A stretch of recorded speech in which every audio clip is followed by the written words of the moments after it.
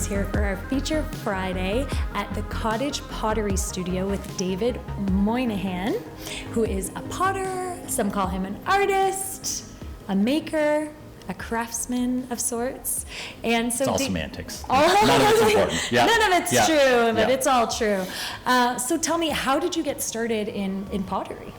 I started pottery back in high school. I was a painter and I did some sculpture, and I went off to university to be a painter and an art history teacher, and I was forced into a clay class in order to get my degree, and I did not want to do clay. I fought it tooth and nail, and then I sat down at the wheel one day and pretty much changed my major right then and there, and Wow. I've been doing it ever since. It just in the field we say you get the bug, and then you just can't stop. So Yeah. that was about 26 years ago. So, Yep. yeah. So are you from London originally, or what brought you to the Close, from Chatham, Wallaceburg, Blenheim, Oh, all down. Yeah. I'm from that area. Oh, really? Yeah. Yeah. So, of course, went away to university, and I said I swear I'd never come back to Southwestern Ontario. Yeah. But then, ended up out west, and too many good people and too much family back here. So ended up back here, and then ended up at Western for a year in 2000, and been in London ever since. So, Nice. yeah. So tell me, like, what type of stuff, what kind of programs do you offer? What kind of stuff can people come and make here? Like, how does it work? So programming here, classes for the general public, Monday, Tuesday, Wednesday, Thursday afternoon and evening. Friday, Saturday, and Sunday are set aside for private events or times when people can come in and try just once. Learning potting on the wheel is a really hard thing. So the one time, I call them date nights or clay nights, and I bring people in and set them up, and I help them as much as they need to guarantee some success. Yeah. And just give them a try. It's just a tactile experience. And then I do guide nights, which are, I pick a project, and then people come in, and in 3 hours they make like a teapot or some mugs or pretty much whatever they want to do by the end of it. Yeah. And then during the mornings, I go into schools, and I bring schools here, and I go to just about anywhere they'll let me. My wheels are portable. Nice. So corporate events, I've had a So Far Sounds concert here. I had a jazz concert here. Yeah. And then had a Montreal Fringe Festival play. Did their first reading here. It's just sort of a. So you're open Just to about the different, like, experience, yep. yeah, awesome, Yep. different I experiences. actually have an acoustic workshop coming up in the new year that a woman from out of town is going to come in. Kimberly Cool's going to do that. So Awesome. so just trying to branch out, and my programming is kind of all across the board and hits from about 4-year-olds to whatever. Yeah. Currently, I run 4 to 87 is my Nice. oldest That's your member, so- range. Yeah. That's So- awesome. So is there like a favorite piece that you like to make? Like, what is your wheelhouse on the wheel? I've been trained as a production potter, so behind us is some of it. So basically, my basic run is functional dinnerware. And because I've made so many of those, my favorite thing to make, if I could only make one thing for the rest of my life, it would be bowls that are like at least 24 inches wide at a time. And it just, when you're working with the clay, when you get to that point where you're not sure if it's going to fall over at night, that's where the excitement happens. So those Yeah. are my things, yeah. And then for myself, I do figurative sculpture and we'll say more artistic work. Yeah. A little more emotionally endowed Yeah.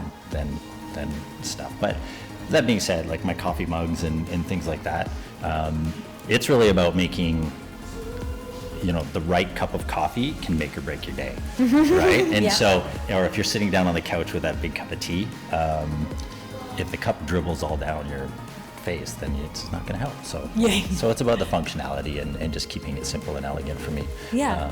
Yeah. And you do custom pieces, because the reason I know Right. about you is because I came here back in May for Father's Day, and I had you stamp my, at the time, 2-month-old daughter's foot into a piece of clay, and you made 2 beautiful mugs out of that, so I appreciate that. It also means I get to hang out with babies. So yeah, I have a 20-year-old and a 16-year-old, so You're like, I'm beyond the little feet. Yeah. But yeah, no, I try to convince any child that comes in here with their parents to do at least an imprint on just a piece of clay, just so they have it, because it goes fast. And you were So- mentioning, because I said it's ornament season, and I Right. feel like I want to come back with her handprints, and you said you're having 2 ornament dates, so when are those? Right. Calendar's behind me because it's not in my head. We have one on my little calendar. So on November 30th and then December 14th, they're just drop-in days. Pop by, make some ornaments, hang out. Yeah. And enjoy Yeah, the stuff. yeah. So those are $20. Make about 5 ornaments and awesome. make them yourself, or prints Somebody if you have little kids. Yeah, that's the plan. Also do animal prints. Yeah. I'm So- more excited about the animals. Yeah, it's really, and that's really what it's about. I try to post, if you go onto my website, cottagepotterystudio.ca, you will, there's a whole bunch of stuff listed there. And my whole idea is that I'm making this place accessible to whatever people want. And then when they get in here and just get working with the clay, it just, yeah, it's kind of just a great experience. And Yeah. it kind of, especially with all the phones and stuff, it's takes just you nice away. to be tactile. The number of adults that I've had finger painting with clay in here by the end of a night is kind of surreal. So That's awesome. yeah, it's pretty good. So, And you're pretty active in community involvement as well. So touch on that. What type of stuff, what are you passionate about? simplest way to put it is kids. Yeah. I was teaching at the college level for a decade and teaching at a fantastic school here in town for about 3 years. And I've always worked with kids, and so having this space, I can reach out to, I'm not relegated by a school board or anything. I can hit all across the board, and special groups, whether it's Girl Guides or whether it's kids with difficulties or just everyday kids who want to hang out.